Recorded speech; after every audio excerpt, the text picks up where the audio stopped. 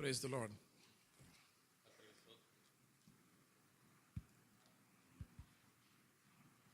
கர்த்தருக்கு ஸ்தோத்திரம். Hallelujah. Hallelujah. We just sang that he is the good shepherd. அவரே நல்ல மேய்ப்பன் என்று சொல்லி இப்பொழுது நாம் பாடினோம். The shepherd who lays down his life for his sheep. அவருடைய ஆடுகளுக்காக தன்னுடைய ஜீவனை கொடுக்கிறதான மேய்ப்பனாக கர்த்தர் இருக்கிறார். Hallelujah. Hallelujah. The word of God says he laid down his life for you and for me. தேவனுடைய வார்த்தையானது அவர் உங்களுக்காகவும் எனக்காகவும் தன்னுடைய ஜீவனை ஒப்புவித்தார் என்று சொல்கிறது. He says I have power to lay down my life, I have power to take it up as well. இயேசு சொன்னார், எனக்கு என்னுடைய ஜீவனை விடவும் எனக்கு அதிகாரம் உண்டு, அதை திரும்ப பெற்றுக்கொள்ளவும் எனக்கு அதிகாரம் உண்டு என்று சொல்கிறார். What a great and a mighty God we serve this morning. ஆகையால் எப்பேற்பட்டதான ஒரு மகத்துவமும் வல்லமையும் உள்ளதான ஒரு தேவனை இந்த காலவேளையிலே நாம் ஆராதிக்கின்றோம். We sang about his greatness. இந்த காலவேளையிலே அவர் எவ்வளவு பெரியவர், எவ்வளவு மகத்துவமானவர் என்று சொல்லி பாடினோம். We say how great is our God. எவ்வளவு மகத்துவமானவர் அல்லது எவ்வளவு பெரியவர் என்று சொல்லி நாம் பாடினோம். Our God is a great and a mighty God. Hallelujah. தேவன் மிகவும் பெரியவரும் மகத்துவமானவரும் வல்லமையுள்ளவருமாய் இருக்கிறார். ஹல்லேலூயா. Great is the Lord and greatly to be praised, and his greatness is unsearchable. Hallelujah. கர்த்தர் பெரியவரும் அவருடைய துதி பெரியதும் அவருடைய மகத்துவத்தை சொல்லி முடியாது, ஆராய்ந்து சொல்லி முடியாது என்று சொல்லி நாம் வாசிக்கிறோம். Hallelujah. If I can give a title to what the Lord has laid in my heart for you and for me this morning. இந்த காலையிலே கர்த்தர் உங்களுக்கும் எனக்கும் தந்ததான இந்த செய்திக்கு ஒரு தலைப்பை சொல்ல வேண்டும் என்றால், The righteous and the sinner. அதாவது நீதிமானும் பாவியும் என்ற தலைப்பு.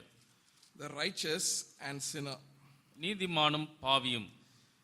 If I ask you to choose between these two, இந்த ரெண்டு பேருக்கும் இடையே உங்களுக்கு யார் வேண்டும் என்று நான் கேட்பேன் என்று சொன்னால், which one will we choose? நீங்கள் யாரை தேர்ந்தெடுப்பீர்கள்? The righteous, obviously, right? நிச்சயமாக நீதிமானை தான் தேர்ந்தெடுப்பீர்கள்.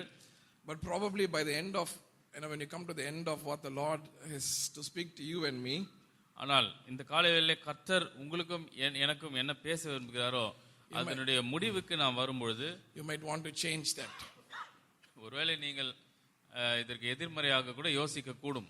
Now for our meditation this morning, the passage that the Lord has given to me is found in Matthew, Mark and Luke, but we will look at Matthew and Luke this morning.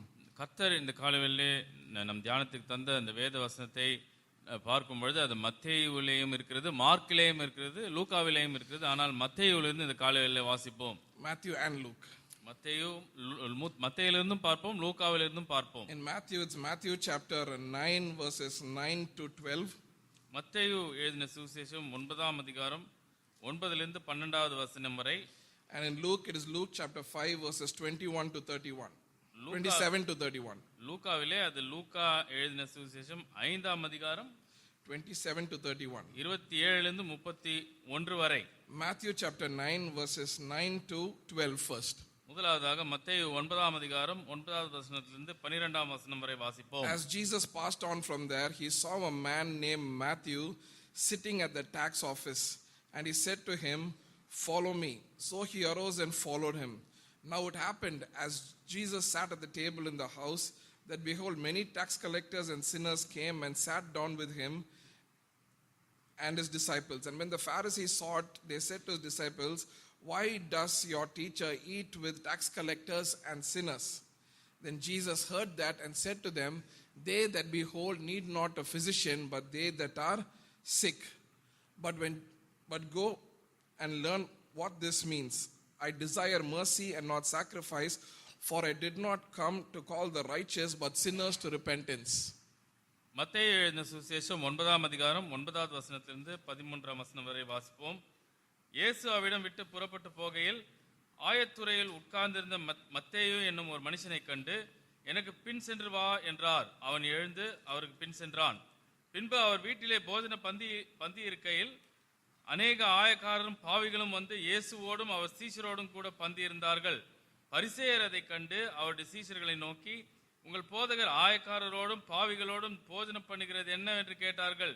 இயேசு அதை கேட்டு, "பிணியாளிகளுக்கு வைத்தியன் வேண்டியதே அல்லாமல் சுகமுள்ளவர்களுக்கு வேண்டியதில்லை, பலியை அல்ல இரக்கத்தையே விரும்புகிறேன் என்பதின் கருத்து இன்னது என்று போய் கற்றுக்கொள்ளுங்கள். நீதிமான்களை அல்ல பாவிகளே மனம் திரும்புகிறதற்கு அழைக்க வந்தேன்" என்றார். Luke chapter 5 verse 27 onwards. அதன் பிறகு லூக்கா எழுதின சுவிசேஷம் 5வது அதிகாரம் 27 onwards. 27வது வசனத்திலிருந்து Then வாசிப்போம். Luke gives a little more insight of the same incident. இதே சம்பவத்தை குறித்து லூக்கா இன்னும் சற்று விவரமாய் சொல்கிறார். And after these things he went forth and saw a publican named Levi sitting at the receipt of custom, and he said unto him, Follow me. So he left all, rose up, and followed him. And then it says, And Levi made him a great feast in his own house, and there was a great company of publicans and of others that sat down with him. But their scribes and Pharisees murmured against the disciples, saying, Why do ye eat and drink with publicans and sinners? And Jesus said unto them, They that are whole need not a physician, but they that are sick. I came not to call the righteous, but sinners to repentance. லூக்கா எழுதின சுவிசேஷம் 5ஆம் அதிகாரம் 27லிருந்து வாசிப்போம். இவைகளுக்கு பின்பு அவர் புறப்பட்டு ஆயத்துறையில் உட்கார்ந்திருந்த லேவி என்னும் பேருடைய ஒரு ஆயக்காரனை கண்டு, எனக்கு பின் சென்று வா என்றார். அவன் எல்லாவற்றையும் விட்டு எழுந்து அவருக்கு பின் சென்றான். அந்த லேவி என்பவன் தன் வீட்டிலே அவருக்கு பெரிய விருந்து பண்ணினான். அநேக ஆயக்காரரும் மற்றவர்களும் அவர்களோட கூட பந்தி இருந்தார்கள். வேதபாரகரும் பரிசேயரும் அவருடைய சீஷருக்கு விரோதமாக முறுமுறுத்து, நீங்கள் ஆயக்காரரோடும் பாவிகளோடும் போஜனம் பண்ணுகிறது என்னவென்று கேட்டார்கள். இயேசு அவர்களுக்கு பிரதியுத்தரமாக, பிணியாளிகளுக்கு வைத்தியன் வேண்டியதே அல்லாமல் சுகமுள்ளவர்களுக்கு வேண்டியதில்லை, நீதிமான்களை அல்ல பாவிகளே மனம் திரும்புவதற்கு அழைக்க வந்தேன் என்றார். Now Jesus is talking about two groups of people here. இந்த இடத்துல இயேசு ரெண்டு விதமான ஜனங்களை குறித்து பேசுகிறார், ரெண்டு கூட்டத்து மக்களை குறித்து பேசுகிறார். The focus to the last part of what we read. நாம் வாசித்ததான இந்த வேத பாகத்தினுடைய கடைசி பாகத்தின் மேல் கவனம் செலுத்தினால், I have come not to call the righteous but sinners to repentance. அதாவது நான் நீதிமான்களை அல்ல பாவிகளே மனம் திரும்புவதற்கு அழைக்க வந்தேன் என்றார். He's talking about two groups of people here. இந்த இடத்துல ரெண்டு கூட்டத்து ஜனங்களை குறித்து பேசுகிறார். The righteous people, ஒன்று நீதிமான்கள், and then the sinners. அது பிறகு பாவிகள். And he is saying, I have not come for the righteous but I have come for the sinners. அவர் சொல்கிறார், நான் இந்த நீதிமான்களுக்காக வரவில்லை பாவிகளுக்காக தான் வந்தேன் என்று சொல்கிறார். In layman terms he is saying, I have not come for the good people but I have come for the bad people. அதாவது சாதாரண மனுஷன் புரிந்து கொள்ள வேண்டும் என்றால் இப்படி சொல்லலாம், நான் நல்லவங்களுக்காக வரவில்லை கெட்டவங்களுக்காக தான் வந்தேன். It sounds a little weird, is it not? அதாவது கேட்பதற்கே இது கொஞ்சம் வினோதமாக இருக்கிறது அல்லவா? That is not come for the good people but is come for the bad people. அவர் கெட்டவர்களுக்காக வரவில்லை, மன்னிக்கவும், அவர் நல்லவர்களுக்காக வரவில்லை கெட்டவர்களுக்காக வந்தார். You know, when we look at this word righteous, நாம் நீதிமான் என்ற வார்த்தையை நாம் பார்க்கும்பொழுது, அல்லது நீதி என்ற வார்த்தையை பார்க்கும்பொழுது, you know, when the Old Testament you read about certain people who are called righteous. அதாவது பழைய ஏற்பாட்டிலே சிலரை குறித்து வாசிக்கும் போது அவர்கள் நீதிமான்கள் அல்லது நீதியுள்ளவர்கள் என்று அழைக்கப்பட்டார்கள். In the Old Testament, they that trusted in God, put their trust in the coming of the Messiah, they were deemed as righteous. பழைய ஏற்பாட்டிலே Abraham, it says he believed and that was accounted him for righteousness. அதாவது பழைய ஏற்பாட்டிலே மேசியா வருவார், அதாவது மேசியா உலகத்தின் பாவத்தை சுமந்து தீர்க்க வருவார் என்று விசுவாசித்து மரித்தவர்கள் எல்லோரும் நீதிமான்கள் என்று எண்ணப்பட்டார்கள். ஆபிரகாம் தேவன் மேல் விசுவாசம் வைத்தான், அது அவனுக்கு நீதி என்று எண்ணப்பட்டது என்று வாசிக்கிறோம். In the New Testament, those who have been saved, those who have been washed by the blood of Jesus, they are called righteous because of the righteousness that is imputed to them through the Lord Jesus Christ. ஆனால் புதிய ஏற்பாட்டிலே நம்முடைய ஆண்டவராகிய இயேசு கிறிஸ்துவை விசுவாசிப்பதன் மூலமாக யாரெல்லாம் ரட்சிக்கப்பட்டார்களோ அவர்களுக்கு தேவனுடைய நீதியானது கொடுக்கப்படுகிறது. அவர் அது நிமித்தமாக இயேசு செய்து நிறைவேற்றின கிரியை விசுவாசித்தது நிமித்தமாக மனம் திரும்பினது நிமித்தமாக நீதிமான்கள் என்று எண்ணப்படுகிறார்கள். But that is not the righteous that is mentioned here. ஆனால் இந்த இடத்திலே சொல்லப்படுகிறதான நீதிமான்கள் என்ற வார்த்தைக்கு அந்த அர்த்தம் அல்ல. Jesus is not talking about a group of people who he considers righteous. இந்த இடத்திலே இயேசு அவர் யார் நீதிமான்கள் என்று எண்ணுகிறாரோ அவர்களை குறித்து பேசவில்லை. He is talking about a group of people who consider themselves to be righteous. ஆனால் தங்களே தாங்கள் நல்லவர்கள் அல்லது தங்களே தாங்கள் நீதிமான்கள் என்று நினைத்துக் கொள்கிற ஒரு கூட்டத்தை குறித்து இயேசு இந்த இடத்துல பேசுகிறார். You know, if you read a few verses above, இன்னும் கொஞ்சம் அதாவது முன்பதாக இருக்கிற சில வசனங்களை வாசித்தால், there are two groups of people there. அங்கே ரெண்டு விதமான ஜனங்கள் இருக்கிறார்கள். There is one group, there are the Pharisees. ஒரு கூட்டத்தார் யார் என்றால் பரிசேயர்கள். And there is this other group which includes the publicans and the sinners. இன்னொரு கூட்டத்தார் இருக்கிறார்கள், அவர்கள் ஆயக்காரர்களும் பாவிகளும். And who is Jesus with at this time? இந்த நேரத்தில் இயேசு யாரோடு இருக்கிறார்? Who is he sitting with?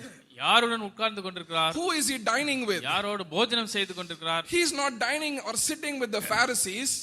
அவர் அங்கு பரிசேயர்களோடு உட்கார்ந்து போஜனம் செய்யவில்லை. But he is sitting with the publicans and sinners, and not one, two, a lot of publicans and sinners. ஆனால் அவர் ஆயக்காரர்களோடும் பாவிகளோடும் உட்கார்ந்து கொண்டு போஜனம் செய்து கொண்டிருக்கிறார். ஏதோ 1-2 பாவிகள் 1-2 ஆயக்காரர்கள் என்றால் பரவாயில்லை, அநேக ஆயக்காரர்களும் பாவிகளோடும் அங்கே இருந்தனர். On one side you look at all the sinners who know that they are sinners. அங்கே ஒரு பக்கம் பார்த்தாலே இவர்கள் பாவிகள் என்று தெரியக்கூடியதான ஒரு கூட்டத்தார் இருக்கிறார்கள். And Jesus is with them. அவர்களோடு இயேசு இருக்கிறார். But there is another group of people called the Pharisees. இன்னொரு பக்கம் இன்னொரு கூட்டத்தார் இருக்கிறார்கள், அவர்களை பரிசேயர்கள் என்று அழைத்தார்கள். Who consider themselves to be righteous. அவர்கள் தங்களே நீதிமான்கள் என்று நினைத்துக் கொண்டார்கள். And Jesus is saying, I have not come for you. இயேசு சொல்கிறார், நான் உங்களுக்காக வரவில்லை.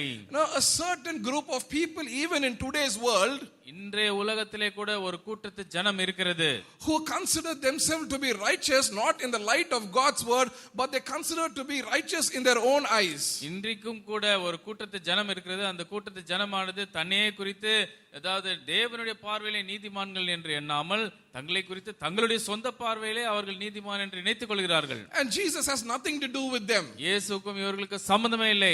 Because they already think that they are righteous. ஏனென்றால் அவர்கள் ஏற்கனவே தாங்கள் நீதிமான்கள் என்று பொய்யாக நினைத்துக் They don't கொண்டிருக்கிறார்கள். feel the need to repent. நான் மனம் திரும்ப வேண்டும் என்ற அவசியமே அவர்களுக்கு தோன்றுவதில்லை. They don't feel the need to ask God for forgiveness. தேவனை நோக்கி மன்னிப்பு கேட்க வேண்டும் என்று தோன்றுவதே இல்லை. And Jesus says, I have nothing to do with them. I didn't come for them. அவர்களுக்கும் எனக்கும் அவர்களுக்கும் சம்பந்தமே இல்லை, அவர்களுக்காக நான் வரவில்லை என்று இயேசு சொல்கிறார். To understand a little more about this group of people, இந்த கூட்டத்து ஜனத்தை குறித்து இன்னும் கொஞ்சம் புரிந்து கொள்ள வேண்டும் என்றால், what is their lifestyle? அவங்களுடைய வாழ்க்கை எப்படி இருக்கிறது? What are their characteristics? அவங்களுடைய வாழ்க்கையினுடைய குணாதிசயங்கள் என்ன? And in the light of what we see, let us look into ourselves to see if there's any kind of trait like that in us. அதாவது அவர்களுடைய வாழ்க்கையின் பின்னணியை வைத்துக்கொண்டு நமக்குள்ளாக கூட அப்படிப்பட்ட ஏதாவது ஒரு கெட்ட குணம் இருக்கிறதா என்று சொல்லி நாமே சோதித்து ஆராய்ந்து பார்ப்போம். Let's turn our Bibles to Luke chapter 18. லூக்கா எழுதின சுவிசேஷம் 18ஆம் அதிகாரத்துக்கு திருப்புவோம். There's a parable that Jesus speaks there. அங்கே இயேசு ஒரு உவமையை பேசுகிறார். The parable, it says, the parable of the Pharisee and the publican. அந்த இடத்திலே அந்த உவமைக்கு பேர் என்னவென்றால், அதாவது ஆயக்காரனும் பரிசேயனும் குறித்ததான உவமை. Luke chapter 18 verse 9 onwards. லூக்கா 18:9ஆம் வசனத்திலிருந்து வாசிப்போம். Also he spoke this parable to some who trusted in themselves that they were righteous and despised others. லூக்கா 18:9 அன்றியும் தங்களை நீதிமான்கள் என்று நம்பி மற்றவர்களை அற்பமாய் எண்ணின சிலரை குறித்து அவர் ஒரு உவமையை சொன்னார். He's talking about the Pharisees. அவர் அங்கே பரிசேயர்களை குறித்து பேசுகிறார். He's talking about a certain group of people. He says they trusted in themselves, they considered themselves to be righteous. அதாவது அவர் அங்கே ஒரு கூட்டத்து ஜனத்தை குறித்து பேசுகிறார். அவர்கள் எப்படிப்பட்டவர்கள் என்று சொன்னால், அவர்கள் தங்களே நீதிமான்கள் என்று நம்பிக்கொள்கிறார்கள். They were righteous in their own eyes. அவர்கள் தங்களுடைய சொந்த பார்வையிலே அவர்கள் நீதிமான்கள். They looked into their own lives. அவர்களுடைய சொந்த வாழ்க்கையை அவர்களே பார்த்து and deemed themselves as righteous. நான் நீதிமான் என்று அவர்களே நினைத்துக் கொண்டார்கள். And the word of God goes on to say, there was the next verse. 2 men went up to the temple to pray, one a Pharisee and the other a tax collector or a publican. 11th verse says, the Pharisee stood and prayed thus with himself, God, I thank that I am not like other men, extortioners, unjust, adulterers, or even as this publican. I fast twice a week, I give tithes of all that I possess. Verses 11 and 12.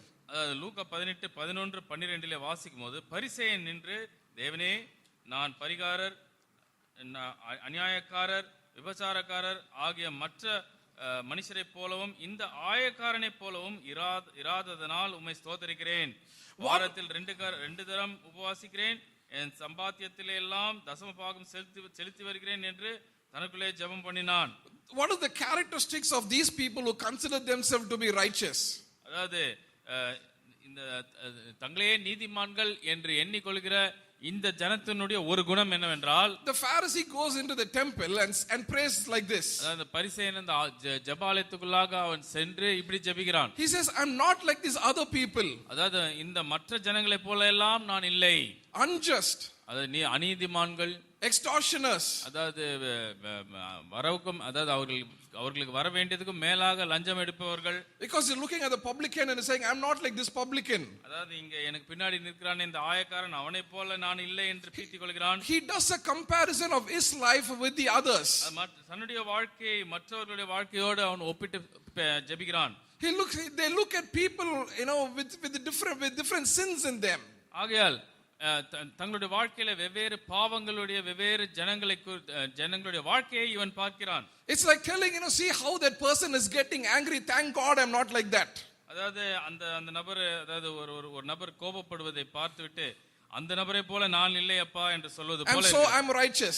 ஆகையால் நான் நீதிமான் என்று சொல்வது போல இருக்கிறது. Look at that person, is talking all bad language. I don't talk bad language, and so I am righteous. அந்த நபரை பார், அவ்வளவு கெட்ட வார்த்தை பேசுகிறார், நானோ கெட்ட வார்த்தையே பேசுவதில்லை, ஆகையால் நான் நீதிமான் என்று சொல்வது போல இருக்கிறது. Look at the group of people there who sit and gossip. I don't gossip, and so I am righteous.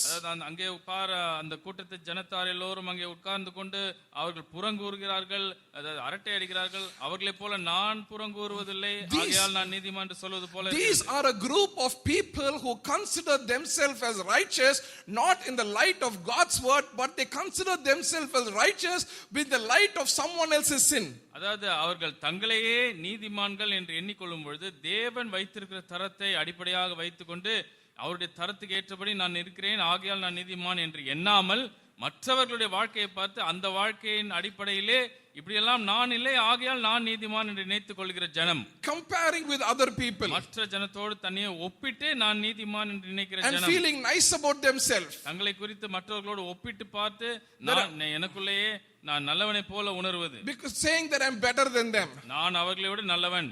You and I are not called to compare ourselves with other people. நானும் நீங்களும் நம்மையே மற்றவர்களோடு ஒப்பிட்டு பார்க்க அழைக்கப்படவில்லை.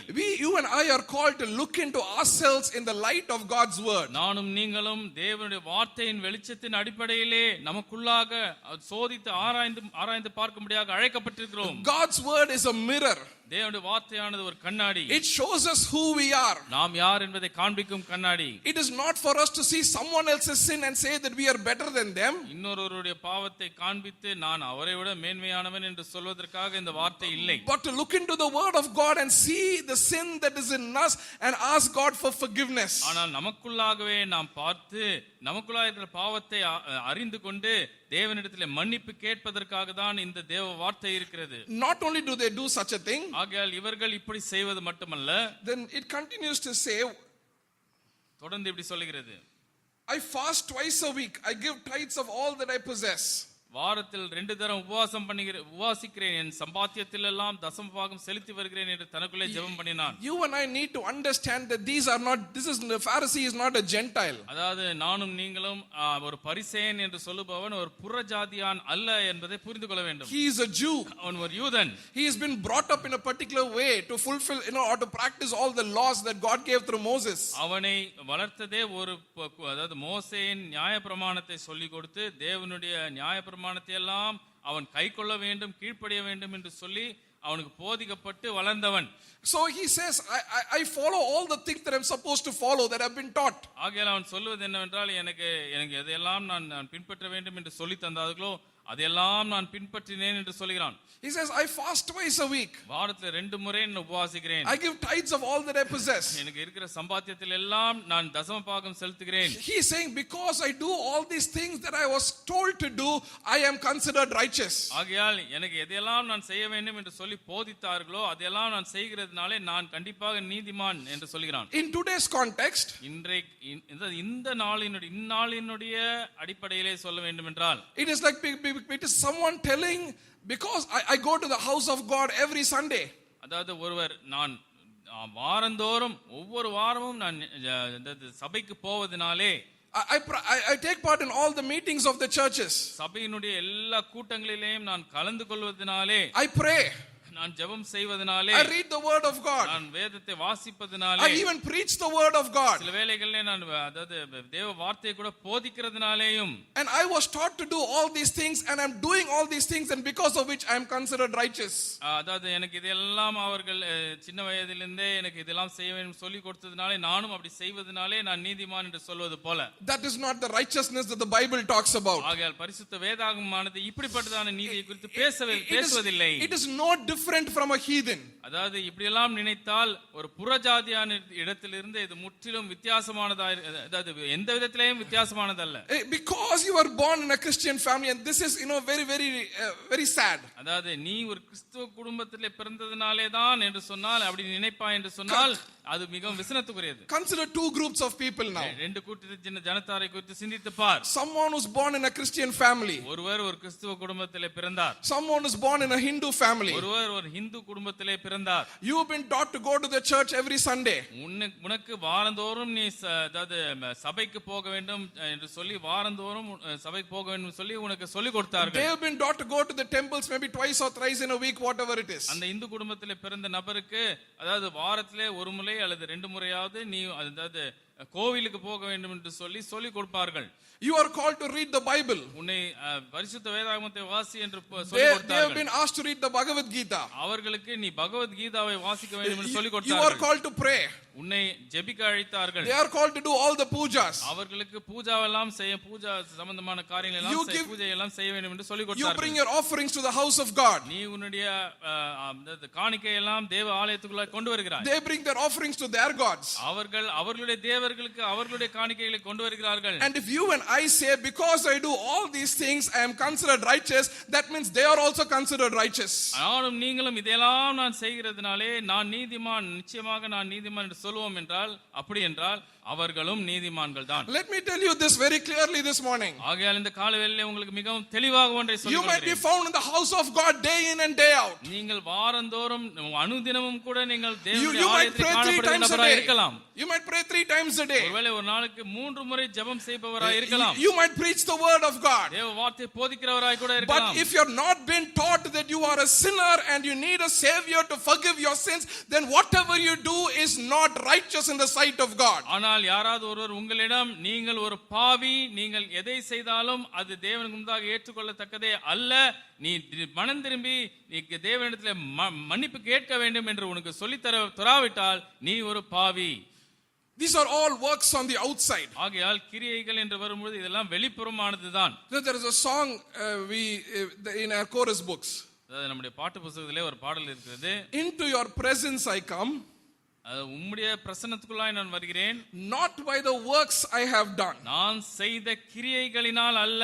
But it's by your grace and your grace alone. Hallelujah. ஆனால் உம்முடைய கிருபையினாலே மாத்திரம் வருகிறேன். You and I have no access into God's presence but by his grace and through his blood. ஆகையால் உங்களுக்கும் எனக்கும் தேவனுடைய பிரசன்னத்துக்குள்ளாக இயேசுவினுடைய இரத்தமே அன்றி வேற எந்த ஒரு வழியும் வருவதற்கு இல்லை.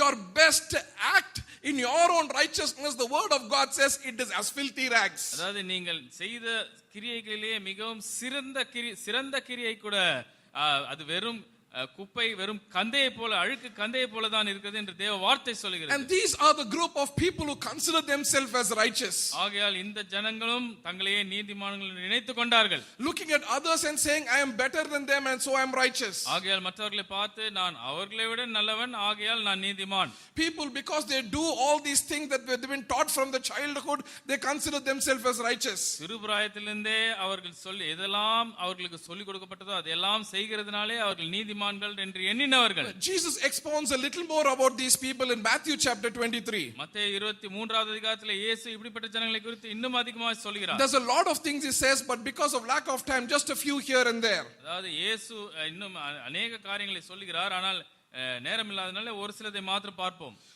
Matthew chapter 23, if you read verse 5, மத்தேயு 23ஆம் அதிகாரம் 5ஆம் வசனம், he's talking about the Pharisees here. இந்த இடத்துல பரிசேயர்களை குறித்து இயேசு பேசுகிறார். The people who consider themselves to be righteous in their own eyes. அதாவது யார் தங்களே நீதிமான்கள் என்று எண்ணிக்கொண்டார்களோ அந்த சுயநீதி உடையவர்களை குறித்து இயேசு பேசுகிறார். He says, but all their works they do to be seen by men. they make their phylacteries broad and enlarge the borders of their garments. அதாவது மத்தேயு 23ஆம் அதிகாரம் 5வது வசனம், தங்கள் கிரியைகளை எல்லாம் மனுஷர் காண வேண்டும் என்று செய்கிறார்கள், தங்கள் காப்பு நாடாக்களை அகலமாக்கி தங்கள் வஸ்திரங்களில் தொங்கல்களை பெரிதாக்கி. The word of God says these kind of people, what they do, they put on an outward show.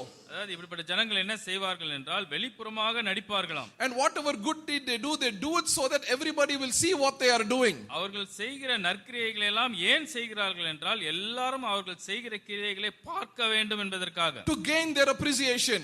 அதை பார்த்து பாராட்ட வேண்டும் என்பதற்காக வெளிப்படையாய் நற்கிரியைகள் செய்கிறார்கள். To be praised by other people. மற்றவர்களால் புகழப்படுவதற்காக. And Jesus gives couple of examples there in the same verse. அதே வசனத்திலே இயேசு ஒரு சில உதாரணங்களையும் சொல்கிறார். He said they make broad their phylacteries. அவர்களுடைய தங்களுடைய கிரியைகளை எல்லாம் மனுஷர் காண வேண்டும் என்று செய்கிறார்கள். No, this is nothing but a small leather bag that they carry, in that they put a part of the Torah that was given to them. அதாவது மன்னிக்கும், தங்கள் காப்பு நாடாக்களை அகலமாக்கி, அப்படி என்றால் அதாவது அவர்களுக்கு அந்த நாட்களிலே அந்த டோராவை வைக்கும்படியாக அவர்கள் ஒரு பையை கொடுப்பார்கள். அந்த பையை குறித்து அதை பையை வைத்திருக்கிறார்கள் என்று காண்பிக்கும்படியாக பெரிதான ஒரு பையை வைத்திருக்கிறார்கள். It is normally a small bag. அது சாதாரணமாக அந்த பையானது பெரிய பையா இருக்காது, ஒரு சின்ன பையா தான் இருக்கும். But because they want everybody to see that they are the ones who are carrying the word of God, ஆனால் எல்லாரும் நாங்கள் தான் தேவனுடைய வார்த்தையை சுமப்பவர்கள் என்று காண வேண்டும் என்பதற்காக they make their bags big. That's what it says. அவர்கள் வேண்டுமென்றே அவருடைய காப்பு நாடாக்கள் அல்லது இந்த பைகளை பெரிதாக்குவார்கள், so everybody can see them. இது நிமித்தமா எல்லோரும் அதை பார்க்க, everybody will honor them. அதனாலே எல்லோரும் அவர்களை கனப்படுத்த வேண்டும் என்பதற்காக everybody will respect them. எல்லாரும் மதிப்பார்கள், மதிக்க வேண்டும். Even today there are people like that. இன்றும் கூட अनेक ஜனங்கள் அப்படி இருக்கிறார்கள். No, they are people who carry big Bibles and walk around here and there. அவர்கள் பெரிய பெரிய வேதாகமங்களை கையிலே ஏந்தி கொண்டு அங்கேயும் இங்கேயும் சுற்றி திரிவார்கள். I'm not saying don't carry your Bibles. You and I are called to carry our Bibles. அதனாலே உங்கள் வேதாகமத்தை தூக்கி கொண்டு போக வேண்டாம் என்று சொல்லவில்லை. நானும் நீங்களும் பரிசுத்த வேதாகமத்தை தூக்கி கொண்டு போக தான் அழைக்கப்பட்டிருக்கிறோம். Where we carry them and what is our attitude matters. ஆனால் எங்கே எடுத்து கொண்டு போகிறோம், நம்முடைய மனப்பான்மை என்ன என்பதுதான் முக்கியம். If you carry your Bible in the midst of your friends who are ungodly, அதாவது ஒரு தேவ பயமும் இல்லாத உங்களுடைய நண்பர்கள் மத்தியிலே உங்கள் வேதாகமத்தை நீங்கள் எடுத்துக்கொண்டு போகிறீர்கள் என்று சொன்னால், if you carry your Bible amongst peers who don't believe on the Lord Jesus, ஆண்டவராகிய இயேசு கிறிஸ்துவையே விசுவாசிக்காத உங்கள் சக நண்பர்கள் மத்தியிலே நீங்கள் பரிசுத்த வேதாகமத்தை ஏந்தி கொண்டு போவீர்கள் என்றால், there you stand for what you believe. அங்கே அப்படி நீங்கள் தூக்கி கொண்டு போனால் நீங்கள் எதை விசுவாசிக்கிறீர்களோ அதுக்காக உறுதியாய் நில்லுங்கள். But not in places where everybody can see and they can appreciate, oh what a spiritual person he might be. ஆனால் அதாவது எங்கே மற்ற ஜனங்கள் உங்களை பார்த்து ஐயோ கையிலே வேதாகம் வைத்திருக்கிறாரே எவ்வளவு ஆவிக்குரியவராய் இருக்க வேண்டும் என்று சொல்லி உங்களை குறித்து மேன்மை பாராட்டுபவர்கள் மத்தியிலே அப்படி செய்யாதிருங்கள். This is the kind of people who consider themselves as righteous. ஆகையால் இப்படி இந்த பரிசேயர்கள் தங்களையே நீதிமான்கள் என்று எண்ணிக்கொண்ட ஜனமாயிருக்கிறார்கள். The next verse says, அடுத்த வசனம் இப்படி சொல்லுகிறது, they love the best places at feasts, the best seats in the synagogues.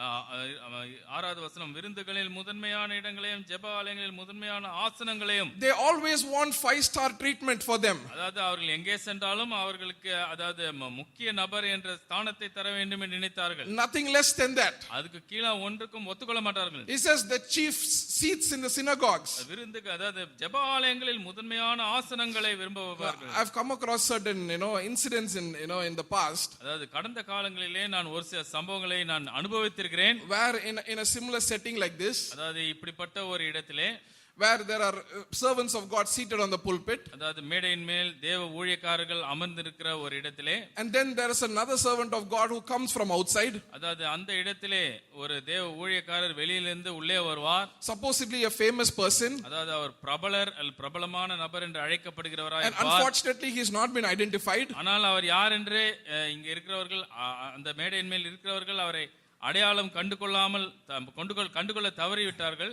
And because they didn't ask him to come and sit on the pulpit, that person got offended and walked away. ஆனால் அந்த மேடையின் மேல் இருந்தவர்கள் அந்த நபர் யார் என்பதை அடையாளம் கொண்டு அவரை கனப்படுத்தாமல் அல்லது மேலே வந்து உட்காருங்கள் என்று சொல்லாமல் இருந்ததினாலே அந்த நபர் அதாவது அவர் இடரல் அடைந்து அவர் கோபித்துக் கொண்டு போய்விட்டார். People who consider themselves as righteous. ஆகையால் தங்களே நீதிமான்கள் என்று எண்ணிக்கொள்கிறவர்கள். Lately I came across another incident. அதாவது சமீப காலத்திலே வேறொரு சம்பவத்தையும் அனுபவித்தேன். I was sitting in a setting like this. அதாவது இதே மாதிரி ஒரு இடத்திலே வேறொரு இடத்திலே உட்கார்ந்து கொண்டிருந்தேன். And there were again servants of God in the pulpit. அந்த இடத்திலேயும் தேவ ஊழியக்காரர்கள் மேடையின் மேல் உட்கார்ந்து கொண்டிருந்தார்கள். And a little later another person came and sat next to me on my left. It was one seat after that. அதாவது கொஞ்சம் நேரம் கழிந்த பிறகு ஒரு நபர் எனக்கு பக்கத்திலே இருக்கிற நாற்காலிக்கு பக்கத்து நாற்காலியில வந்து அமர்ந்தார். I did not know that he was a servant of God. அவர் ஒரு தேவ ஊழியக்காரன் என்று எனக்கு தெரியவில்லை. He came and he sat quietly. அவர் வந்தார், மௌனமாக அமர்ந்தார். Involved himself in the worship. அவர் அதாவது ஆராதனையிலே அவரும் ஈடுபட்டார். No one noticed him. யாருமே அவரை கவனிக்கவில்லை. But he was happy in the place where he sat. ஆனால் அவர் உட்கார்ந்த இடத்திலே அவர் மிகவும் சந்தோஷமாக உட்கார்ந்தார். And suddenly one person noticed him. திடீரென்று ஒரு நபர் அவரை பார்த்து அவர் யார் என்று அடையாளம் கண்டு கொண்டார். From the pulpit one person noticed him. அதாவது மேடையிலிருந்து ஒரு நபர் அவரை கவனித்தார். And he came down. ஆகையால் அவர் கீழே அந்த அவரை கவனித்த நபர் கீழே இறங்கி வந்தார். And he said, please come up. தயவு செய்து மேலே வந்து உட்காருங்கள் என்று சொன்னார். But even then this man who was sitting next to me, he said, no, it's okay, I'm fine here, I'm comfortable here. ஆனாலும் இந்த மனிதர் அதாவது இல்லை பரவாயில்லை இருக்கட்டும், நான் இங்கேயே மிகவும் சந்தோஷமாய் அமர்ந்திருக்கிறேன் என்று சொன்னார். That is a man of God. அதுதான் தேவ மனுஷன். But anyway, they pulled him and made him sit on the pulpit. இருந்தாலும் அவர் இழுத்து மேலே உட்கார வைத்து விட்டார்கள். But he's talking about a group of people here who love to be honored, love to be respected and want the best seats. ஆனால் இந்த இடத்துல இயேசு சொல்லும் பொழுது அதாவது எப்போதுமே என்னை கனப்படுத்த வேண்டும், எனக்கு இருக்கிற ஆசனங்களிலே மிகவும் சிறந்த ஆசனம் தான் வேண்டும் என்று விரும்புபவர்களை குறித்து இயேசு பேசுகிறார். Verse 7 says, greeting in the marketplaces and to be called by men as rabbi, rabbi. 7வது வசனமானது சந்தை வெளிகளில் வந்தனங்களையும் மனுஷரால் ரபி ரபி என்று அழைக்கப்படுவதையும் விரும்புகிறார்கள். Jesus he responds after that. He says, do not call rabbi, for one is your teacher, the Christ. You are all brethren. Do not call anyone on earth your father, for one is your father who is in heaven. Do not be called teachers, for one is your teacher, Christ. But he who is greatest among you shall be your servant. And whoever exalts himself will be humbled, and whoever humbles himself will be exalted. Jesus, in one place, he says about himself, I did not come to be served, but I came to serve. அதாவது 8வது வசனத்திலிருந்து 12ஆம் வசனம் வரை இயேசு பேசும் பொழுது அதாவது இதே அடிப்படையிலே இன்னொரு இடத்திலே நாம் வாசிக்கும் போது இயேசு தன்னை குறித்தே ஒரு வார்த்தையை சொன்னார். அது என்னவென்றால், நான் எனக்கு ஊழியம் செய்யப்பட வேண்டும் என்பதற்காக நான் வரவில்லை, நான் ஊழியம் செய்ய வந்தேன் என்று சொன்னார். I did not come to be served. அது எனக்கு சேவையை தேடி நான் வரவில்லை, but I came to serve. நான் உங்களுக்கு ஊழியம் செய்ய வந்தேன். You go home and read the entire chapter, you'll find so many things that Jesus is talking about. ஆனா நீங்க வீட்டுக்கு சென்று இந்த அதிகாரங்களை திரும்பவும் இந்த வாசிப்பீர்கள் என்றால் இயேசு இப்படி இவ்விதமாக பேசுகிற அநேக காரியங்களை குறித்து நாம் வாசிப்போம். In verse 23 he says, woe to you scribes and Pharisees, hypocrites, for you pay tithe of mint and anise and cumin and have neglected the weightier matters of the law, justice and mercy and faith. These you ought to have done without leaving the others undone. மத்தேயு 23:23 மாயக்காரராகிய வேதபாரகரே பரிசேயரே உங்களுக்கு ஐயோ, நீங்கள் ஒர்த்தலாமிலும் வெந்தயத்திலும் சீரகத்திலும் தசமபாகம் செலுத்தி நியாயப்பிரமாணத்தில் கற்பித்திருக்கிற விசேஷித்தவைகளாகிய நீதியையும் இரக்கத்தையும் விசுவாசத்தையும் விட்டுவிட்டீர்கள், இவைகளையும் செய்ய வேண்டும், அவைகளையும் விடாதிருக்க வேண்டும். He's saying these are people who are always bothered about what they do on the outside. அதாவது எப்போதுமே அவர்கள் வெளிப்பிரகாரமாய் என்னத்தை செய்கிறார்கள் என்பதை குறித்தே கவனமாய் இருக்கிற ஜனங்களை குறித்து இயேசு பேசுகிறார். Following everything that they were taught. எதெல்லாம் சொல்லி கொடுத்தார்களோ அதெல்லாம் சரியாக செய்ய வேண்டும் என்று கவனமாய் இருக்கிறவர்கள். But they are not bothered about other things. ஆனால் மற்ற காரியங்களை குறித்து கவலையே இல்லாமல் இருக்கிறவர்கள். More important things. இதுக்கும் அவர்கள் செய்யும் காரியத்தை விட விசேஷித்தமான முக்கியமான காரியங்கள். About judgment. நியாய தீர்ப்பு. About the mercy of God. தேவனுடைய இரக்கம். The mercy of God through which they are not consumed. அதாவது எந்த தேவ இரக்கத்தினாலே அவர்கள் பட்சித்து போடப்படாமல் இருக்கிறார்களோ அந்த இரக்கம். The grace of God. தேவனுடைய கிருபை. Purity. அதாவது தூய்மை, godliness, தேவ பக்தி, holiness, பரிசுத்தம், sanctification. பரிசுத்தமாக்கப்படுதல். They're not bothered about all these things. They're bothered about what they do on the outside so that they can gain the appreciation and the praise of people. ஆகையால் இது எல்லாவற்றையும் குறித்து அவர்களுக்கு கவலையே இல்லாமல் வெளிப்பிரகாரமாக என்ன செய்கிறோமோ அதுதான் முக்கியம். ஏனென்றால் ஜனங்கள் கவனிக்கிறார்கள், இது நிமித்தமாக நம்மை பாராட்டுவார்கள் என்பதனாலே. Verse 25 says, "Woe to you, scribes and Pharisees, hypocrites, for you cleanse the outside of the cup and dish, but inside there are full of extortion and self-indulgence. Blind Pharisee, first cleanse the inside of the cup and dish, and the outside of them may be clean also. Woe to you, scribes and Pharisees, hypocrites, for you are like whitewashed tombs, which indeed appear beautiful outside, but inside are full of dead men's bones and all uncleanness. Even so you also outwardly appear righteous to men, but inside you are full of hypocrisy and lawlessness." What Jesus is telling here is, these are people who on the outside look to be very godly and very spiritual, but inside they are full of iniquity and wickedness. அதாவது இந்த அதே அதிகாரம் 25 28 வரை வாசிக்கும் போது இயேசு என்ன சொல்கிறார் என்று சொன்னால், இந்த ஜனங்கள் வெளிப்பிரகாரமாய் பார்ப்பதற்கு ஏதோ நீதியினாலே நிரப்பப்பட்டவர்களைப் போலவும் பரிசுத்தவான்களைப் போலவும் தோன்றுகிறார்களே தவிர உள்ளுக்குள்ளே அவர்களாய் வெறும் அசுத்தமும் அநியாயமும் பாவமும் அக்கிரமமும் தான் இருக்கிறது என்று சொல்கிறார். It is very easy to put on an outward show. வெளிப்பிரகாரமாய் நடிப்பது ரொம்ப சுலபமானது. It is very easy to show yourself as godly on the outside. வெளிப்பிரகாரமாய் தேவ பக்தி உள்ளவரை போல உங்களை காண்பித்துக் கொள்வது அது மிகவும் லேசானது. It is very easy to show yourself as very spiritual on the outside. வெளிப்பிரகாரமாய் ஆவிக்குரியவர்களை போல அதாவது காண்பித்துக் கொள்வது மிகவும் சுலபமானது. But Jesus is saying, I am not, yes, the outward need to change, but more than the outward, I am considered of what is inside of you. அதாவது இயேசு என்ன சொல்கிறார் என்றால், வெளி பிரகாரமாய் நீ எப்படி இருக்கிறாய் என்பது முக்கியமா இருந்தாலும் கூட என்னை பொறுத்தளவில் அதை விடவும் அதிகமாய் நீ உள்ளான மனுஷனிலே எப்படி இருக்கிறாய் என்பதை குறித்து தான் நான் கவலையா இருக்கிறேன். Just because there is a change on the outside doesn't mean there is a change on the inside. அதாவது வெளி தோற்றத்திலே வெளி பிரகாரமாய் ஒரு மாற்றம் இருந்தால் அதனாலே உள்ளான மனுஷனிலே ஒருவன் மாறி இருக்கிறான் என்ற அர்த்தம் அல்ல. But on the other hand, ஆனால் அதுக்கு பதிலாக when there is a change in the inside, உள்ளான மனுஷனிலே ஒரு மாற்றம் இருக்கும் பொழுது there will certainly be a change on the outside. உண்மையிலேயே வெளிப்பிரகாரத்திலே ஒரு மாற்றம், பெரிய மாற்றம் இருக்கும். But the vice versa is not true. ஆனால் அதனுடைய எதிர்மறையானது உண்மை அல்ல. He says these are people who put on an outward show of their godly and great and holy, but they said inside their life is filled with full of iniquity, full of wickedness, full of sin, full of lust, full of envy. அதாவது இவர்கள் எல்லோரும் வெளிப்பிரகாரமாய் ஒரு தோற்றத்தையும் ஒரு மாயமான ஒரு வெளிப்பிரகாரமான தோற்றத்தை காண்பித்தாலும் கூட உள்ளான வாழ்க்கை பார்க்கும்போது வெறும் அசுத்தமும் இச்சையும் வெறும் பாவமும் தான் இருக்கிறது என்று இயேசு சொல்கிறார். They can come in front of you, they can shake your hands, உங்களுக்கு முன்னதாக வந்து கைகளை கூட குலுக்குவார்கள், they will smile at you, சிரிப்பார்கள், but they might inside they might hate you. ஆனால் உள்ளான மனுஷனிலே உங்களை வெறுக்கவும் செய்யலாம். There may be envy in them, அவர்களுக்குள்ள உள்ளே பொறாமை வைத்துக்கொண்டு உங்கள் கையை குலுக்கலாம். Don't go by what is there on the outside. Jesus does not go by that. ஆகிய வெளித்தோற்றத்தின்படி நீங்கள் நியாயம் தீர்க்க கூடாது. இயேசு அப்படி செய்ய மாட்டார். Time fails to go into everything, but go home, take time to read Matthew chapter 23 and see if there's any of those traits in us.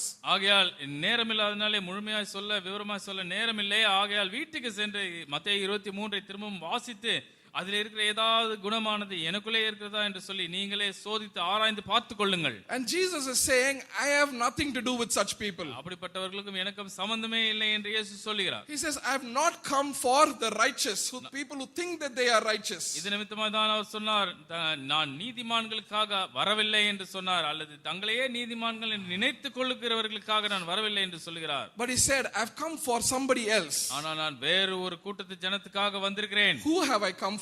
அந்த கூட்டத்து ஜனம் யார்? I come for sinners. நான் பாவிகளுக்காக வந்தேன். Sinners like you and me. Hallelujah. உங்களையும் என்னையும் போன்ற பாவிகளுக்காக இயேசு வந்தார். Hallelujah. The sinners here that is mentioned is people who know that they are sinners. அதாவது இந்த இயேசு இந்த யாரை பாவிகள் என்று சொல்கிறாரோ அவர்களுக்கு தாங்கள் பாவிகள் என்று தெரியும். Like the other side, those people think that they are righteous. இன்னொரு நாம் ஏற்கனவே பார்த்த கூட்டத்து ஜனத்தை பொறுத்த அளவில் அவர்கள் தங்களே ஏற்கனவே அவர்கள் நீதிமான்கள் என்று நினைத்துக் கொள்கிறார்கள். But these people know that they are sinners. ஆனால் இந்த கூட்டத்து ஜனத்தாரோ தாங்கள் பாவிகள் என்று அறிந்திருக்கிறார்கள். He's telling, I'm coming to them. நான் அவர்களிடம் வருகிறேன். Why? Just to come and be with them and make them feel happy? அதாவது கொஞ்ச நேரம் வந்து அவர்களோடு உட்கார்ந்து அவர்கள் சந்தோஷப்படும்படியாக கொஞ்சம் நேரம் வந்து வருகிறேன் He என்று says, சொன்னாரா? I come to sinners to make them repent.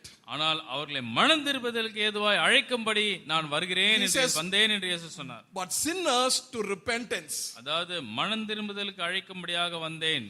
Repentance. மனம் திரும்புதற்கு அழைக்க வந்தேன். A word that is not widely used these days in Christendom. அதாவது கிறிஸ்தவத்தை பொறுத்த அளவில் இந்த மனம் திரும்புதல் என்ற வார்த்தையை அதிகமா இந்த நாட்களில் பயன்படுத்தாமல் இருக்கிறார்கள்.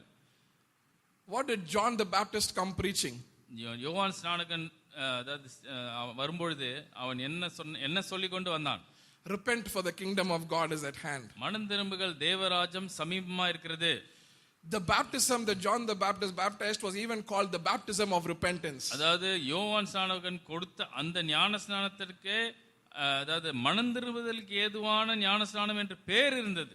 What did Jesus preach? இயேசு என்ன பிரசங்கித்தார்? Repent, for the kingdom of God is at hand. மனம் திரும்புங்கள் தேவராஜ்யம் சமீபமா இருக்கிறது என்று பிரசங்கித்தார். What did Peter preach on the day of Pentecost? Pentecost நாளிலே பேதுரு என்னத்தை பிரசங்கித்தான்? Repent and be baptized in the name of Jesus Christ for the remission of sins, and you shall receive the gift of the Holy Ghost. அவர் சொன்னார், மனம் திரும்பி ஞானஸ்நானம் எடுத்துக்கொள்ளுங்கள், பாவங்கள் மன்னிக்கப்படும்படியாக மனம் திரும்பி ஞானஸ்நானம் எடுத்துக்கொள்ளுங்கள், அப்பொழுது நீங்களும் உங்களுடைய பிள்ளைகளுக்கும் இந்த பரிசுத்தாவின் வரம் கொடுக்கப்படும் என்றார். It is repent, repent, repent. ஆதலால் செய்தியானது மனம் திரும்ப என்பதுதான். If just because we repented once, it's not that we are all safe after that. ஒரு முறை நான் மனம் திரும்பி விட்டால் அதனாலே அதன் பிறகு நான் பாதுகாப்பா இருக்கிறேன் என்ற அர்த்தமே அல்ல. As we grow in our Christian life, the Lord will show greater things in us, things that we need to repent of in our life. நம்முடைய கிறிஸ்துவ வாழ்க்கையிலே நாம் தொடரும் பொழுது, நாம் வளரும் பொழுது, நாம் இன்னும் முன்னேறும் பொழுது கர்த்தர் நாம் இன்னும் மனம் திரும்ப வேண்டிய காரியங்களை குறித்து இன்னும் பெரிய காரியங்களை நமக்கு வெளிப்படுத்தி காண்பிப்பார். And Jesus says, I've come here to sinners so that I can cause them to repent. இயேசு சொல்கிறார், இந்த இடத்திலே நான் பாவிகளே மனம் திரும்புகிறதற்கு நான் அழைக்க வந்தேன். And who is he found with there? ஆகையால் இந்த இடத்திலே இயேசு யாரோடு பழகுகிறார், யாரோடு உட்கார்ந்து கொண்டிருக்கிறார்? He is sitting with the publicans and sinners. அவர் ஆயக்காரரோடும் பாவிகளோடும் உட்கார்ந்து கொண்டிருக்கிறார். Who is a publican? ஒரு ஆயக்காரன் என்பவன் யார்? The King James version says publican, the New King James version says tax collectors. அதாவது ஆங்கிலத்திலே ஒரு மொழிபெயர்ப்பு ஆயக்காரன் என்று சொல்கிறது, இன்னொரு மொழிபெயர்ப்பானது வரி வாங்குபவன் என்று சொல்கிறது. And the people never liked that these people, the tax collectors. ஆகையால் இவர்கள் வரியை வசூலிப்பவர்கள், ஆகையால் ஜனங்களுக்கு இந்த வரி வசூலிப்பவர்கள் என்றாலே பிடிக்காது. The reason, because they always took more than what they should take from them. அதற்கு காரணம் என்னவென்றால் இந்த வரியை வசூலிப்பவர்கள் எப்பொழுதுமே இந்த ஜனத்திலிருந்து எவ்வளவு வாங்க வேண்டுமோ அதற்கு மேலாக அதிகமாக தான் வாங்குவார்கள். And so people did not like them. ஆகையால் ஜனங்களுக்கு அவர்களை பிடிக்கவில்லை. And they knew what they were doing was wrong. இந்த ஆயக்காரர்களுக்கும் அவர்கள் செய்வது தவறு என்று தெரிந்திருந்தது. Even the publicans, when you read Luke chapter 3, you see that publicans came to John the Baptist as well. அதாவது லூக்கா 3 அதிகாரத்தை வாசிக்கும்போது இந்த ஆயக்காரர்கள் யோவான் ஸ்நானகனிடம் கூட வந்தார்கள், ஞானஸ்நானம் பெற்றுக்கொள்வதற்காக வந்தார்கள் என்று பார்க்கிறோம். Luke chapter 3 and verse 12 and 13. லூக்கா 3 12 13 வாசிக்கும்போது, then tax collectors also came to be baptized and said to him, Teacher, what shall we do? And he said to them, collect no more than what is appointed for you. லூக்கா 3:12 வசனத்திலே ஆயக்காரரும் ஞானஸ்நானம் பெற வந்து அவனை நோக்கி, போதகரே, நாங்கள் என்ன செய்ய வேண்டும் என்று கேட்டார்கள். அதற்கு அவன், உங்களுக்கு கட்டளையிட்டிருக்கிறதற்கு அதிகமாய் ஒன்றும் வாங்காதிருங்கள் என்றான். He said, collect only what you're supposed to. நீங்கள் எதை நீங்கள் ஜனங்களிடத்திலிருந்து பெற்றுக்கொள்ள வேண்டுமோ அதை மாத்திரம் நீங்கள் கட்டளையிட்டபடியே வாங்கிக் கொள்ளுங்கள், அதுக்கு மேலாக எதுவுமே வாங்கக்கூடாது. And Jesus is there in the midst of such people. ஆகையால் இப்படிப்பட்ட ஜனங்களின் மத்தியிலே தான் இயேசு இருக்கிறார். And this publican is also there. இந்த ஆயக்காரனும் இருந்தான். In the same parable that we read in Luke chapter 18, அதாவது லூக்கா 18 நாம் வாசித்த அந்த ஊமையிலே the Pharisee and the publican. பரிசேயனும் இருந்தான், ஆயக்காரனும் இருந்தான். What does the publican do? ஆயக்காரன் என்ன செய்கிறான்? Let's read that. அதை வாசிப்போம். Luke chapter 18, Luca 18, continuing from after the Pharisee finished his prayer. பரிசேயன் ஜெபித்து விட்ட பிறகு தொடர்ந்து நாம் வாசிக்கும்போது, it says, and the publican standing afar off. First of all, the publican is not even going near. அதாவது ஆயக்காரன் தூரத்திலே நின்று என்று வாசிக்கிறோம். முதலாவதாக அந்த ஆயக்காரன் கிட்ட கூட போகவில்லை. He considers himself not worthy to get close to God. அதாவது தன்னையே தேவனோடு கிட்டி சேர அவனுக்கு தகுதி இல்லை என்று அவன் எண்ணிக்கொள்கிறான். He knows that he is a sinner. அவன் ஒரு பாவி என்று அறிந்திருக்கிறான். He knows his unworthiness. அவன் பாத்திரவான் அல்ல என்பதை, தகுதியற்றவன் என்பதை உணர்கிறான். And so by his action he is telling God, Lord, I'm not even worthy to come close to your presence. ஆகையால் அந்த செயல் மூலமாகவே அவன் தேவனிடத்தில் என்ன சொல்கிறான் என்றால், தேவனே உம்முடைய பிரசன்னத்துக்குள்ளே வரக்கூட எனக்கு தகுதி இல்லை என்று சொல்கிறான். So I will stand far away. ஆகையால் நான் பாத்திரவான் இல்லை, ஆகையால் நான் தூரமாகவே நிற்கிறேன். And he said, he would not lift up so much as his eyes into heaven. அதாவது தன் கண்களையும் வானத்திலே ஏறெடுக்க துணியாமல், he doesn't lift his head or his eyes or his hands there. அதாவது தன்னுடைய கைகளையோ தன்னுடைய கண்களையோ கரங்களையோ அவன் உயர்த்தவில்லை. But because of the sin that is in him, ஆனால் அவனுக்குள்ளாக இருக்கிற அந்த பாவத்தின் நிமித்தமாக, because of the guilt that is in him, அவனுக்குள்ளாக இருக்கிற அந்த குற்ற உணர்ச்சியின் நிமித்தமாக, he puts his head down in shame. அவனுடைய தலையை கீழே தாழ்த்துகிறான், வெட்கத்திலே தாழ்த்துகிறான். As an act of repentance. மனம் திரும்புதலுக்கு ஒரு அறிகுறியாக, ஒரு மனம் திரும்புதலின் செயலாக. And all that he cries out is, Lord, have mercy upon me. அவன் சொல்வதெல்லாம் ஒன்றே ஒன்றுதான், தேவனே பாவியாக என் மேல் கிருபையாயிரும். He says, Lord, have mercy upon me. தேவனே பாவியாக என் மேல் கிருபையாயிரும். Why? ஏன் தெரியுமா? Because he says, because I am a sinner. அவன் சொல்லிவிட்டான், நான் பாவி என்று சொல்லிவிட்டான். அது நிமித்தமாக he says, I am a sinner, Lord, so have mercy upon me. தேவனே பாவியாகிய என் மேல் கிருபையாயிரும். நான் ஒரு பாவி ஆகையால் என் மேல் கிருபையாயிரும். You know where the presence of God is? தேவனுடைய பிரசன்னம் எங்கே இருக்கிறது தெரியுமா? And I believe the presence of God is in our midst. தேவனுடைய பிரசன்னம் நம் மத்தியிலே இருக்கிறது என்று நான் விசுவாசிக்கிறேன். And in the presence of God, தேவனுடைய பிரசன்னத்திலே, when the Holy Spirit is moving amongst his people, தேவனுடைய பிரசன்னத்திலே பரிசுத்த ஆவியானவர் தன் ஜனங்களின் மத்தியிலே அசைவாடும் பொழுது, and when people walk into his presence, தேவ ஜனங்கள் தேவ பிரசன்னத்துக்குள்ளாய் வரும் பொழுது, and if they walk in with sin in their life, அவர்களுடைய வாழ்க்கையிலே பாவத்தோடு உள்ளே வருவார்கள் என்றால், what do you think the Holy Spirit is going to do? பரிசுத்த ஆவியானவர் என்ன செய்வார் தெரியுமா? He's going to send them back a sinner. அதாவது திரும்ப போகும்போது பாவியாகவே அனுப்புவாரா? He will bring conviction to them. Hallelujah. அவர்களுக்குள்ளாக அவர் உணர்வை கொண்டு வருவார். He will bring deep conviction to them. அவர்களுக்குள்ளாக அவர் ஆழமான ஒரு உணர்வை கொண்டு வருவார், உணர்த்துவார். The Lord has given this verse, this message this morning for somebody. இந்த செய்தியை, இந்த வசனத்தை தேவன் இந்த காலைவேளையிலே யாரோ ஒரு நபருக்காக கொடுத்திருக்கிறார். Until Friday I was going to preach on Acts, a particular chapter in Acts. வெள்ளிக்கிழமை வரை நான் அப்போஸ்தலர் நடபடிகளிலிருந்து செய்தியை கொடுக்கலாம் என்று தான் நினைத்துக் கொண்டிருந்தேன். But then Saturday morning, yesterday, as I was meditating on the word of God, the Lord said no, and he brought this into my picture. அதாவது நேற்றைய தினத்திலே நான் தேவ வார்த்தையை தியானித்துக் கொண்டிருக்கும்போது, கர்த்தர் இல்லை, நீ அப்போஸ்தலர்களிலிருந்து பிரசங்கிக்க கூடாது என்று சொல்லி இந்த வேத பாகத்தை எனக்கு கொடுத்தார். The Lord is in our midst. கர்த்தர் நம் மத்தியிலே இருக்கிறார். The Lord is in our midst by his presence, by his Holy Spirit. அவருடைய பரிசுத்த ஆவி மூலமாய் தேவன் நம் மத்தியிலே இருக்கிறார். And he doesn't want anybody to go the way they came. யாரும் ஒருவர் கூட அவர்கள் எப்படி வந்தார்களோ அதே விதமாய் வெளியே போக வேண்டும் என்று தேவன் விரும்பவில்லை. If you're sitting here this morning with the sin and guilt in you, இந்த காலைவேளையிலே நீ பாவமுடையவனாய், உனக்குள்ளாய் குற்ற உணர்ச்சி உடையவனாய் நீ உட்கார்ந்து கொண்டிருக்கிறாய் என்று சொன்னார். let me tell you this. ஒன்றை மாத்திரம் உங்களிடம் சொல்லிக் கொள்கிறேன். That is good news. நல்ல செய்தி ஒன்று இருக்கிறது. The Lord is much closer to you than they who call themselves as righteous. அதாவது தங்களையே நீதிமான்கள் என்று அழைத்துக் கொள்கிறவர்களை பார்க்கிலும் உன்னிடம் தேவன் மிகவும் நெருக்கமாக இருக்கிறார். The Lord is much closer to you. உனக்கு பக்கத்திலே தான் உனக்கு தான் அதிக பக்கமா இருக்கிறார். And the conviction that you feel right now in your spirit, ஆகையால் இப்பொழுது உன் ஆவியிலே நீ உணரும் அந்த உணர்த்துதலானது, is because the Holy Spirit is convicting you, பரிசுத்த ஆவியானவர் உன்னை உணர்த்துவதனாலே தான், causing you to repent. உன்னை மனம் திரும்பும்படி செய்வதனால் தான். He doesn't want you to go back with that burden that you came in with. எந்த பாரத்தோடு நீ உள்ளே வந்தாயோ அதே பாரத்தோடு நீ திரும்ப போவதை தேவன் விரும்பவில்லை. He doesn't want you to carry the burden of that sin upon yourself. உன்மேலே அந்த பாவத்தின் பாரத்தை நீ திரும்பவும் போகும்போது சுமந்து கொண்டே போவதை அவர் விரும்பவில்லை. He doesn't want you to carry that guilt when you walk out of this place. இந்த இடத்தை விட்டு நீ வெளியே செல்லும் பொழுது அதே குற்ற உணர்ச்சியோடு நீ போவதை அவர் விரும்பவில்லை. The Lord God is pleading with you this morning by his Spirit. ஆகையால் தேவனாகிய கர்த்தர் இந்த காலைவேளையிலே பரிசுத்த ஆவியானவர் மூலமாய் உன்னிடம் அவர் கெஞ்சி கேட்கிறார். All that you need to do is the same thing that the publican did. did. நீ செய்ய வேண்டியதெல்லாம் ஒன்றே ஒன்றுதான். இந்த ஆயக்காரன் செய்த அதே செயலை நீ செய்ய வேண்டும். Lord, have mercy upon me. தேவனே பாவியாக என் மேல் கிருபையாயிரும். Lord, have mercy upon me. தேவனே ஆண்டவரே என் மேல் நீ கிருபையாயிரும். Lord, I know I am a sinner.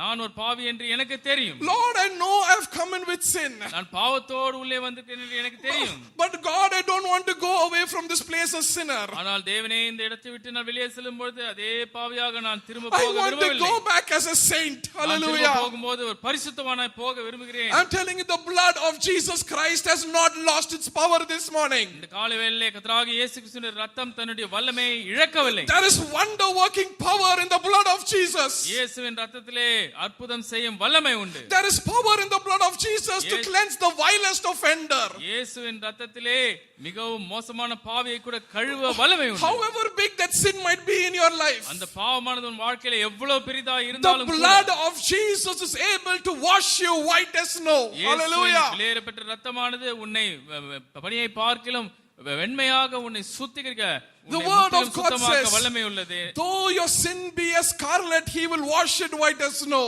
உங்கள் பாவங்கள் இரத்தாம்பரத்தை போல இருந்தாலும் அவர் அதை உறைபனியை போல வெள்ளையாக வெண்மையாக மாற்றுவார்.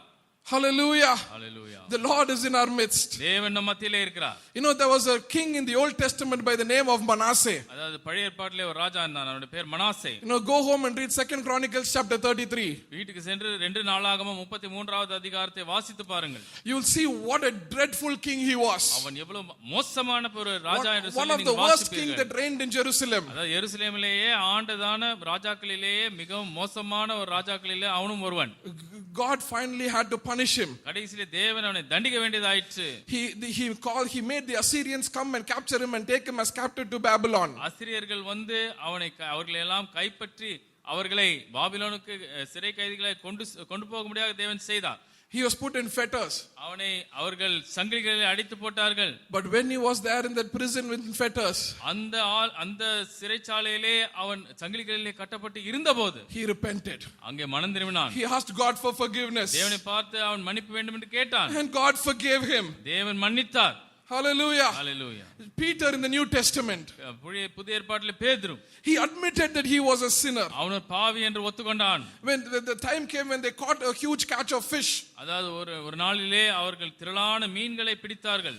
Peter tells Jesus, பேதுரு இயேசுவை பார்த்து சொன்னான், Lord, depart from me, for I am a sinful man. ஆண்டவரே நான் ஒரு பாவி, என்னை விட்டு நீ விலகும் என்று சொன்னான். Hallelujah. What about the thief on the cross? சிலுவையின் மேல் இருந்த அந்த திருடன் கள்ளன், he knew that he deserved to be on the cross. அவன் சிலுவையிலே அறையப்படுவதற்கு தகுதியானவன் என்று அவனுக்கு தெரிந்திருந்தது. All that he said to Jesus, அவன் இயேசுவிடம் ஒரே ஒரு வார்த்தையை சொன்னான், remember me. ஆண்டவரே நீர் வரும்போது உன் ராஜ்யத்திலே என்னை remember me when you come into your kingdom. உம்முடைய ராஜ்யத்துக்குள்ளாய் நீர் வரும்போது என்னை நினைத்தருளும். Hallelujah. The blood of Jesus is able to cleanse us. இயேசுவின் இரத்தத்தால் நம்மை கழுவ முடியும், சுத்திகரிக்க There's a முடியும். wonderful chorus, is it not? Oh, the blood of Jesus. Oh, the blood of Jesus that washes white as snow. Hallelujah. என்னை சுத்தம் பனியை போல சுத்தமாக்கும் இயேசுவின் இரத்தம் என்ற ஒரு பாடல் உண்டு. You know, in the passage that we read, நாம் வாசித்ததான அந்த வேத பாகத்திலே, you know, there is nothing that Jesus is talking there about repentance or forgiveness or anything there. அங்கே அந்த வேத பாகத்திலே இயேசு மனம் திரும்புதலை குறித்தோ அல்லது பாவ மன்னிப்பை குறித்தோ தேவனிடம் ஒப்புரவாவதை குறித்தோ எதுவும் பேசவில்லை. But his very presence causes conviction. ஆனால் அவருடைய பிரசன்னத்தினாலேயே, பிரசன்னம் இருந்தாலே உணர்வு வரும், உணர்த்தப்படுவோம். That's what happened to Zacchaeus in Luke chapter 19 as well. லூக்கா 19வது அதிகாரத்திலே அதுதான் ஜகேயுவுக்கு நேர்ந்தது. He came there just to see Jesus. அவன் இயேசுவை காணும்படி வந்தான், அவ்வளவுதான். But Jesus said, I'm coming to your house. ஆனால் இயேசு சொன்னார், நான் இன்று உன் வீட்டுக்கு வருகிறேன். You find nothing about our Lord telling him what all his crimes or all his sins, not even telling him to repent. அதாவது அந்த இடத்துல இயேசு போய் நீ இப்படி எல்லாம் செய்திருக்கிறாய், நீ மனம் திரும்ப வேண்டும் என்று கூட சொல்லவில்லை. But the very presence of Jesus. ஆனால் இயேசு வந்ததினாலே, அவர் பிரசன்னத்தினாலே, and even this morning the very presence of Jesus, of God amongst us. அது மட்டுமல்ல, அன்று மட்டுமல்ல இன்றும் கூட நம்ம மத்தியிலே இருக்கிற தேவ பிரசன்னத்திலே brings us to conviction. தேவ பிரசன்னம் நம்ம மத்தியிலே இருக்கிறதுனாலே நமக்குள்ளாய் உணர்வை கொண்டு வருகிறது. Jesus says, I've come to sinners to repentance. இயேசு சொல்கிறார், நான் பாவிகளை மனம் திரும்புதலுக்கு ஏதுவாய் அழைக்கும்படியாக வந்தேன். Now these are people who admitted they were sinners. ஆகையால் இந்த பாவிகள் எல்லாரும் தாங்கள் பாவிகள் என்று ஒத்துக்கொண்டார்கள். They knew that they were not righteous. அவர்கள் நீதியாய் இல்லை, நீதிமான்களாய் இல்லை என்று அறிந்திருந்தார்கள். And the Lord forgave them. கர்த்தர் அவர்களை மன்னித்தார். And the Lord is able to forgive you also this morning. இந்த காலைவேளையிலே கர்த்தரால் உங்களை கூட மன்னிக்க முடியும். There is power in the blood of Jesus. இயேசுவின் இரத்தத்திலே வல்லமை உண்டு. There is no sin that the Lord cannot forgive you. தேவனால் மன்னிக்க முடியாத எந்த பெரிய பாவமும் இல்லை. Hallelujah. Hallelujah. If you would close your eyes for a minute, please. ஒரு நிமிஷத்துக்கு மாத்திரம் உங்கள் கண்களை நீங்கள் மூடுவீர்கள் என்றால், Whatever the Lord is speaking to you by His Spirit, கர்த்தர் உங்களோடு கூட தன் ஆவியின் மூலமா எதையெல்லாம் உணர்த்துகிறாரோ பேசுகிறாரோ, He doesn't speak in vain. அவர் அதாவது வீணாக பேசவே மாட்டார். I do not know what is there. அது என்ன உங்களுக்குள்ள இருக்கிறது என்று எனக்கு Nobody தெரியாது. knows.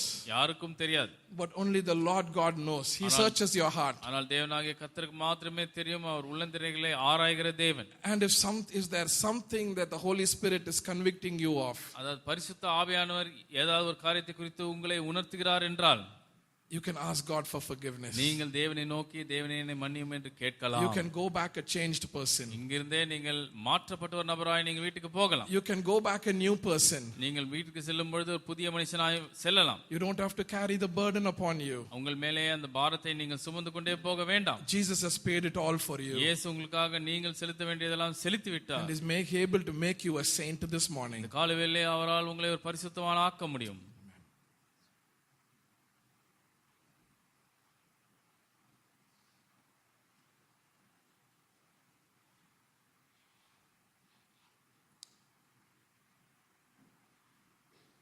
He that humbles himself shall be exalted.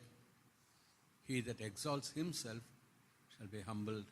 That's a divine principle that no one can change. எவன் தன்னையே தாழ்த்துகிறானோ அவன் உயர்த்தப்படுவான்.